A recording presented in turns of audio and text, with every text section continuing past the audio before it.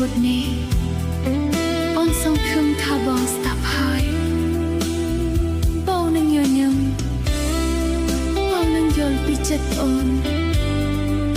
ថាអូនពិតជាស្រឡាញ់បងខ្លាំងណាស់ចង់រៀបការនឹងបងឆាប់ណាស់ដឹងទេបងសំឡាញ់